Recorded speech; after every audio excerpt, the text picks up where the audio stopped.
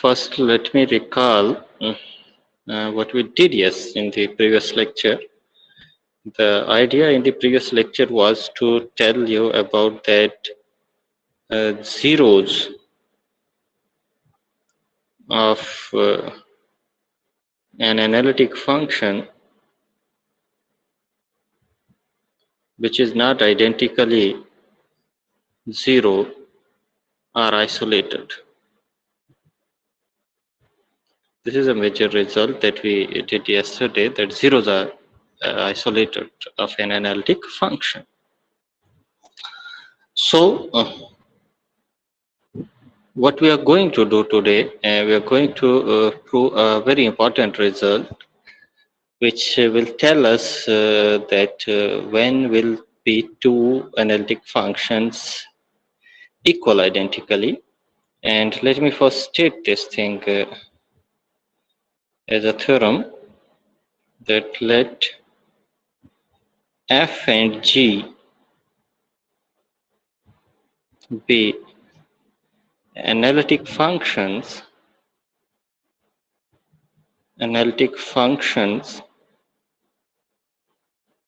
on a domain T, and E be a subset of D such that E contains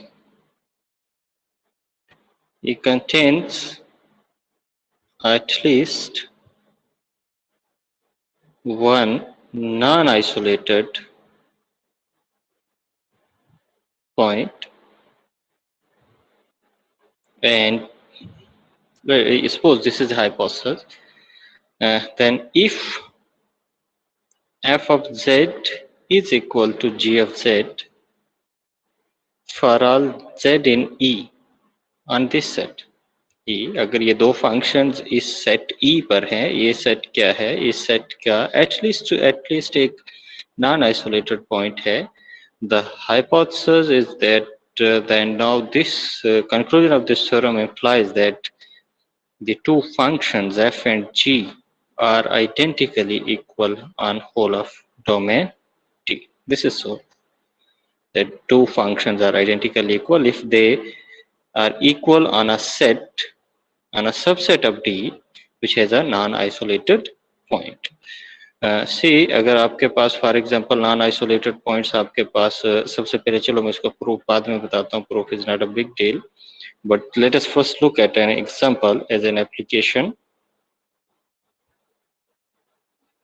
Let me consider a function f of z is equal to sine square z plus cos square z, and let me consider another function g of z as 1.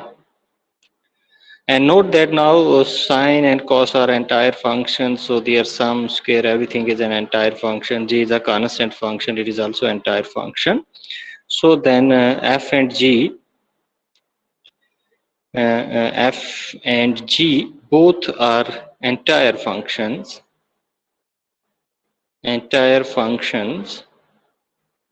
and also we know from our real analysis and the trigonometric identity that for real x, sine square x plus cos square x is 1. That is, this is true for every real number x in R. This is the standard trigonometric identity that we know. That is you have this function f of z is equal to g of z on this set R, which is a subset of our domain here C now. But note that this R is this is the set of real numbers. That means this is the real axis here. Sorry, I needed to change the color, but I erased it. Yeah, this is R. And note that what you have this function, these two functions f and g, they are equal on the set R. Now I want to apply the theorem.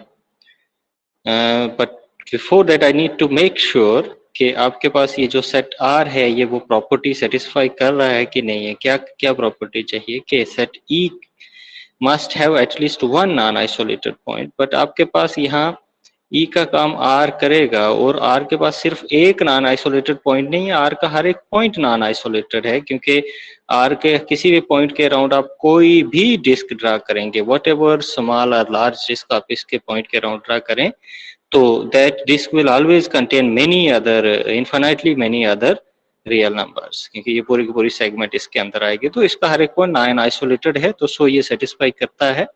तो आपके पास ये equality होने की वजह से अब सीधा directly आप अप्लाई कर सकते हो आइडेंटिटी थ्योरम. तो आइडेंटिटी थ्योरम विल से कि अगर आपके पास इस सेट पर आपके पास ये दो फंक्शंस इक्वल हैं तो ये पूरे के पूरे सी पर इक्वल हो जाएंगे by uniqueness principle. By uniqueness principle, it follows that function f of z is equal to g of z for each complex number z in C. देखिए आपको वेरीफाई करने की जरूरत ही नहीं, आपको बस रियल के लिए पता था तो आपके पास पूरे C के ऊपर ये sine square z that is sine square z plus cos square z is equal to 1 हो जाता है. इस तरह से आप और भी बहुत सारी trigonometric identities को verify कर सकते हैं through using uniqueness principle. Not only trigonometric, you will have many other applications that you can explore. And now let us go to its proof. So proof of uniqueness principle, how I am going to prove it, I'm just first defining a function f is equal to f minus g. Clearly f small f और capital F दोनों आपके पास analytic functions हैं, तो आपके पास f भी analytic होगा क्योंकि difference and sum of analytic functions is analytic on D and f of z is equal to 0 for all z in E, क्योंकि स्मॉल f और capital F by hypothesis equal हैं E के ऊपर for each point z in E, so that means capital F will have zeros at each point of E. Now if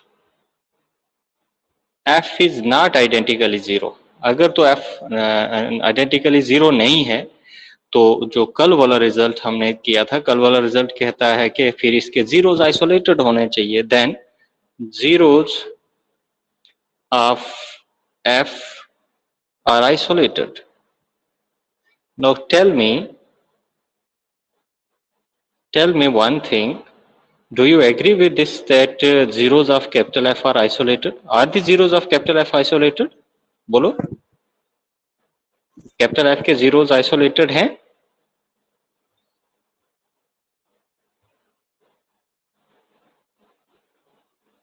Anybody?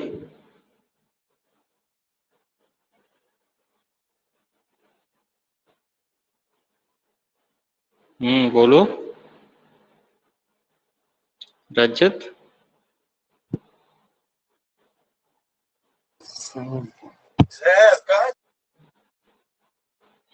बोलो.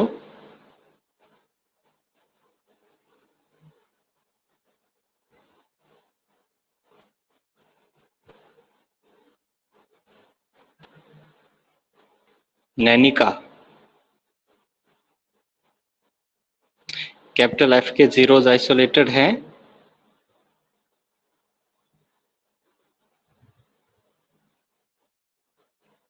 अच्छा okay, tell me what is the hypothesis, what is E के ऊपर क्या hypothesis है? क्या ई का हर एक point isolated है? बोलो.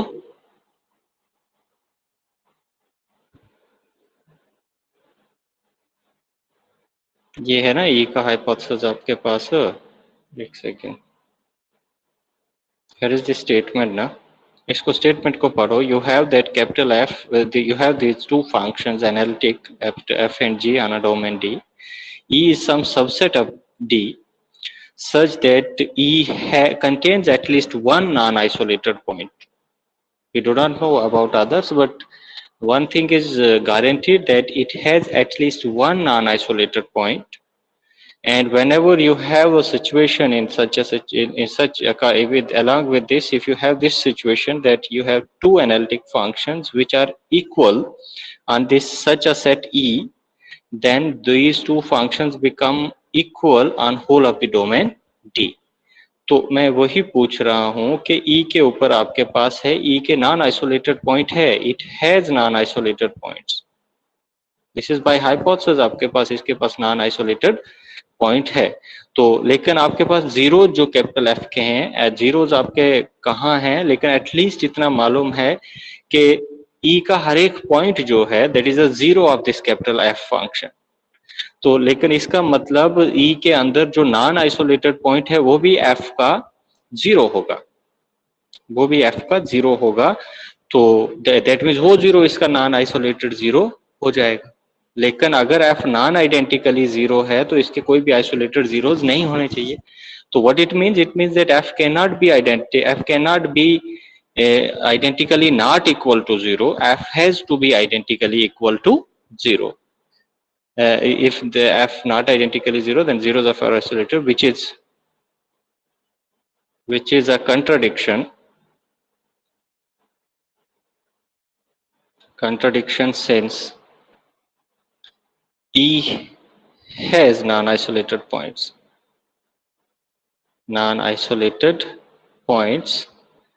And each point of E is a zero of, is also a zero of F. Hence what you must have, we must have that capital F is identically zero. That is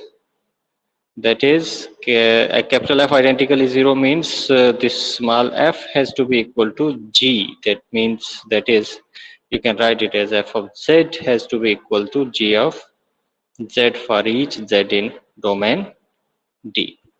Is it okay? Or you will not respond even to it? Bolo. Yes, sir.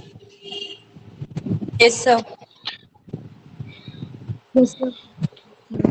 So this was all about identity theorem. You will find its use in maximum modulus principle in tomorrow's lecture. But today, still to reach to the maximum modulus principle, I need to tell you about another important property of analytic functions through a named theorem. This theorem is known as Gauss mean value theorem.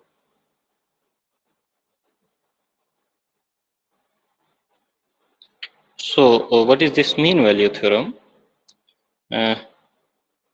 First let me give you some definition, and what definition I'm going to tell you, and I'm just defining first a definition of a mean value property. Let f from D to C be a continuous function,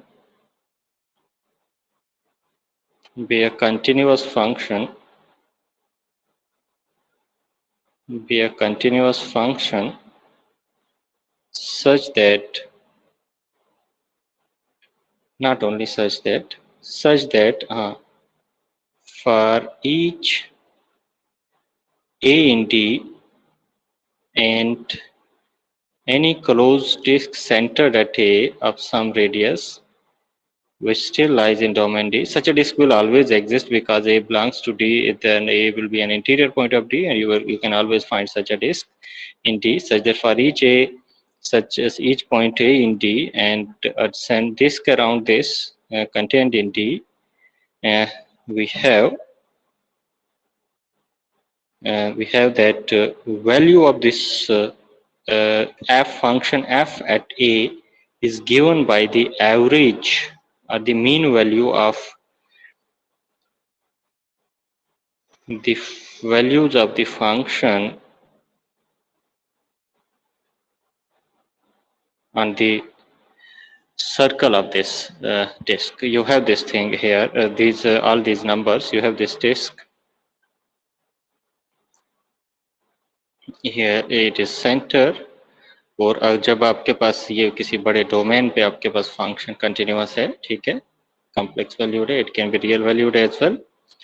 तो what it says that you have a property for this function कि आप इस domain के अंदर कोई भी point लें और कोई भी डिस्क आप क्लोज डिस्क ले लें इसके अंदर, तो आप इस उस डिस्क के जिसका जो सेंटर होगा ए, सेंटर पे फंक्शन की वैल्यू अगर आपको फाइंड करनी है तो सेंटर पे फंक्शन की value will be the average or the mean value of the values of the function on the boundary of this disk. Boundary of this disk is a circle because this value if its radius is r, तो ये जो a plus r e I theta है, this value is a value point on the circle. तो ये value circle पे आप find करो, circle पे वैल्यूज का एवरेज जो अब आप फाइंड करो, दिस इज एवरेज. आप देख सकते हैं this whole of the average, इसको एवरेज ही है, this is just an average. ठीक है, आप पूरी वैल्यूज ले रहे हैं और एवरेज ले रहे हैं, पूरा पेरीमीटर से लेंथ से डिवाइड कर रहे हैं. तो f these are the average, this is the average of values on this circle and this average is nothing but is equal to the value of the function at a center.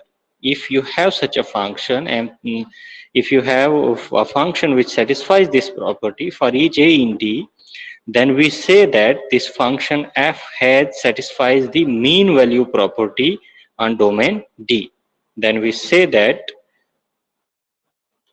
then f is said to satisfy mean value property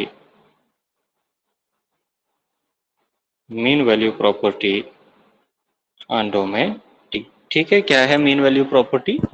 कि अगर कोई function है, continuous function, अगर वो उसका किसी भी point के पे अगर आपको उसकी वैल्यू फाइंड करनी और अगर वो वैल्यू उस पॉइंट के अराउंड आप कोई एक सेंटर बनाकर एक सर्कल ड्रा करो और उस सर्कल पे जो एवरेज होगी उस फंक्शन की, अगर वो एवरेज इक्वल हो जाती है value at the centre, that means such a function satisfies a mean value property. Not every function satisfies mean value property, but today we will look at category of two functions.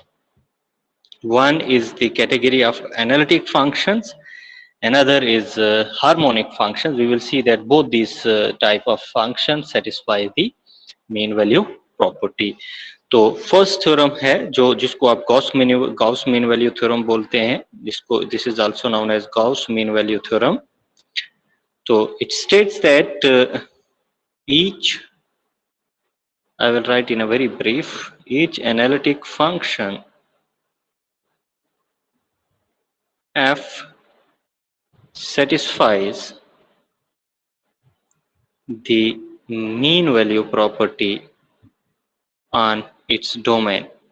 जो भी इसका domain होगा जिस पे ये function analytic होगा जी, it satisfies this mean value property. और इसको डिड्यूस करना बड़ा ही आसान है, कोई ज्यादा मुश्किल नहीं है.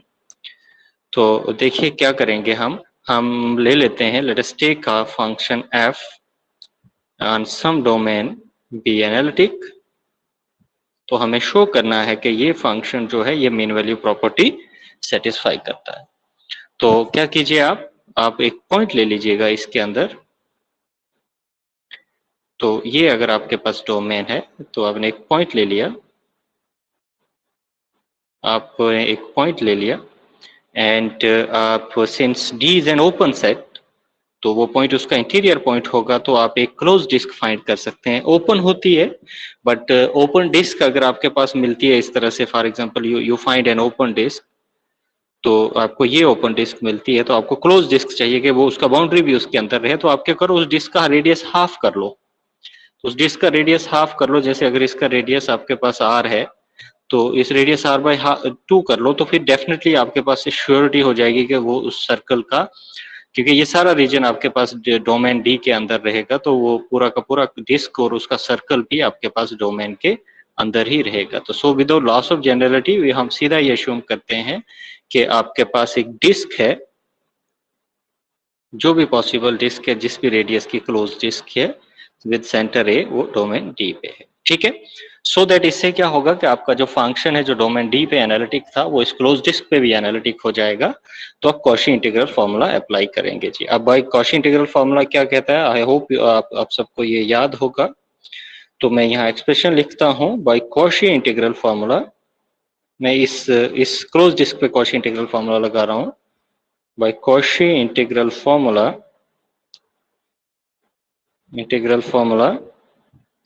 आपके पास एफ ऑफ वैल्यू एट ए होती तो पूरे डिस्क के हर एक पॉइंट के अंदर है, बट इन पर्टिकुलर मैं ए पे कैलकुलेट करूंगा। It is 1/2 pi I integral over the circle the boundary of this disk, and the boundary of this disk is a circle C. C, let me I will write it later, where let me यहीं पे लिखता हूँ मैं, where C is a circle centered at A, और इसका parameterisation भी आप लिखेंगे, बाद में लिखता हूँ parametrisation. This is the circle with center A and it is value of f at the circle upon z minus a dz. This is the Cauchy integral formula. अब देखिए मेन वैल्यू थ्योरम क्या कहती है। Mean value theorem हमने proof करना है कि centre पे जो वैल्यू है that is equal to the average of the values on this circle. But Cauchy integral फॉर्मूले से ये क्लियर नहीं होता कि ये एवरेज है। एंड नाउ अब हमें जस्ट क्या करना है, इसका पैरामीटराइजेशन करो या पोलर कोऑर्डिनेट्स में इसको कन्वर्ट करो। That will be just the conclusion of the Gauss mean value theorem, and see how I'm going to use where the parameterization, the parametric form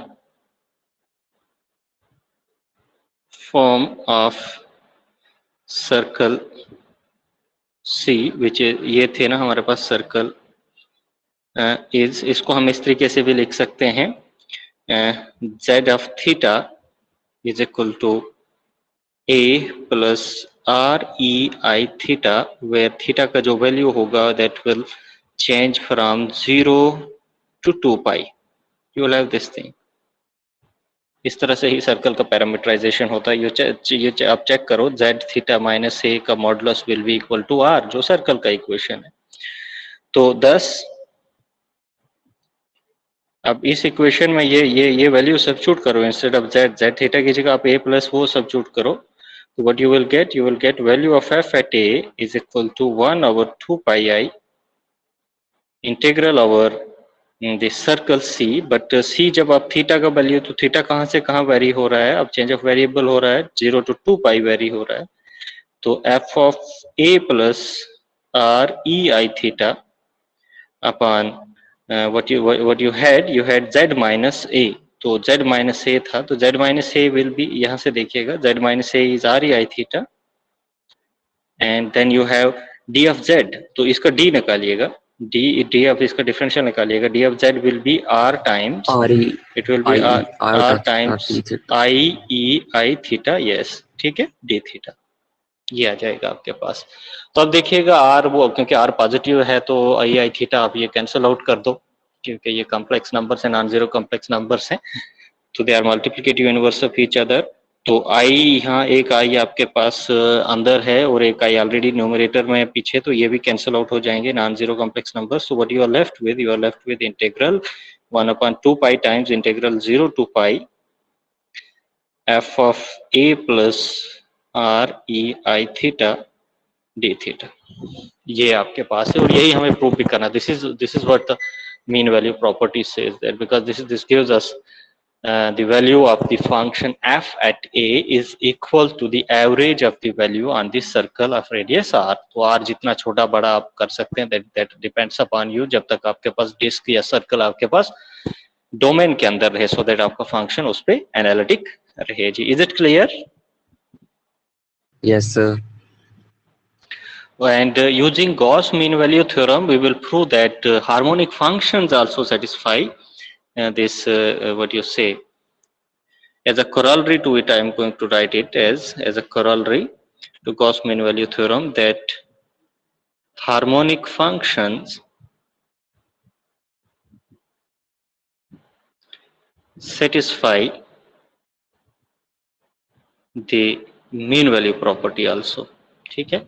और इंडीड आप इसका कन्वर्स हार्मोनिक के case में तो इसका कन्वर्स भी true है कि कोई भी कंटिन्यूअस फंक्शन जो मीन वैल्यू प्रॉपर्टी सेटिस्फाई करता है वो हार्मोनिक फंक्शन होता है जी। रियल वैल्यू कंटिन्यूअस फंक्शन कोई भी होगा तो जो अगर मीन वैल्यू प्रॉपर्टी सेटिस्फाई करता है वो आपके पास हार्मोनिक होगा। दैट मीन्स ये हार्मोनिक फंक्शंस के साथ डीपली लिंक्ड है ये मीन वैल्यू प्रॉपर्टी। इंडीड ये if and only if condition बनती है कि function is harmonic, a continuous function is harmonic if and only if it satisfies the mean value property.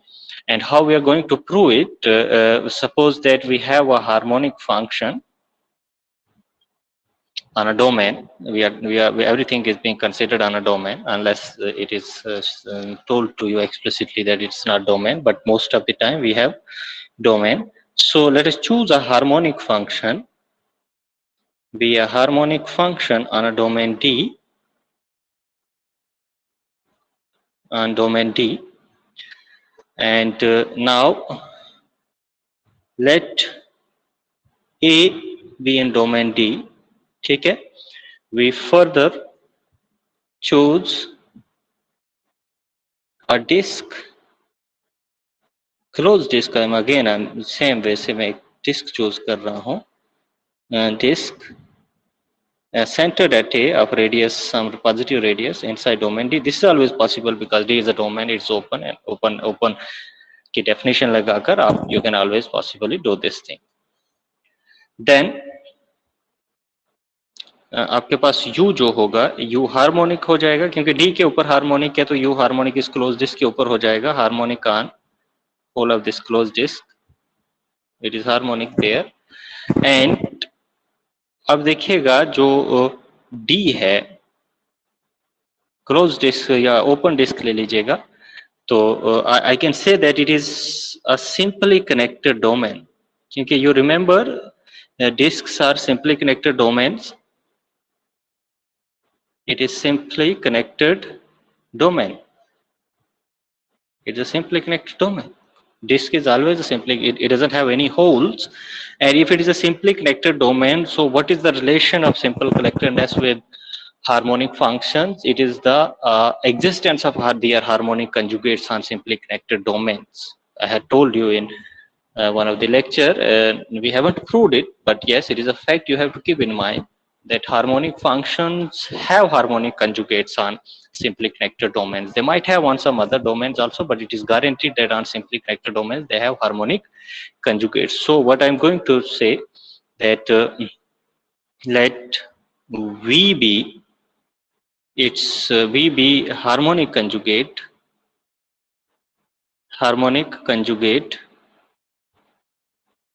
of U, simply connected domain पे U exist करता। then harmonic conjugate है तो अगर मैं ये फंक्शन फॉर्म करूं तो ये फंक्शन हो जाएगा, this is harmonic conjugate of U on this disc, ठीक है। then U plus IV is analytic. This is the, let me call this as a function F. This is the definition of harmonic conjugate कि U plus IV जो होगा is analytic. This is analytic on this disk. तो हम क्या कर सकते हैं, हम डिस्क को थोड़ा सा और श्रिंक कर सकते हैं ताकि ये बाउंड्री पे भी फंक्शन एनालिटिक हो जाए। तो वो हम मेंशन नहीं करूंगा, but this is always possible, we can further see. तो अब मैं Gauss mean value theorem use कर सकता हूँ एफ पे, क्योंकि एनालिटिक फंक्शंस पे Gauss mean value theorem apply कर सकते हैं। Therefore by Gauss mean value theorem you have the value of the function f at a, if it will be equal to 1 upon 2 pi integral 0 to 2 pi, it is f of a plus rei theta d theta, ठीक है। तो यहाँ से आप क्या करो, अब real और इमेजिनरी पार्ट्स को सेपरेट करो, क्योंकि राइट हैंड साइड को अगर आप सेपरेट करेंगे you can write it as 0 to 2 pi। f का है, f आपके पास है u plus a plus rei theta plus I times v of r a plus rei theta, ठीक है, d theta होगा। तो ये सेपरेट अगर आप करेंगे तो रियल और imaginary parts you will have separate integrals 0 to 2 pi, you will have integral of u a plus rei theta, it is d theta plus I times 1 upon 2 pi integral 0 to 2 pi, it is v of a plus r e I theta d theta, और left hand side पे भी u f of a को you can write it as u of a plus I times v of a। तो आप दोनों side से real और imaginary parts को कंपेयर करें तो इन पर्टिकुलर हमें u को देखिएगा तो you will get u of a which is 1/2 pi 0 2 pi u of a plus r e I theta। And now notice that on the right hand side, what is this? Is the average of the function, harmonic function u on the circle of radius r centered at E, and left hand side you have the value of u at a, and this is the mean. That means the value of function at u at a is nothing but it is the mean average of this function on the circle. So this is the mean value property. यही हमें prove भी करना था to establish that this function satisfies the mean value property. Is it okay? Yes, sir. Is it clear? So you have any query? बोलो। No, sir.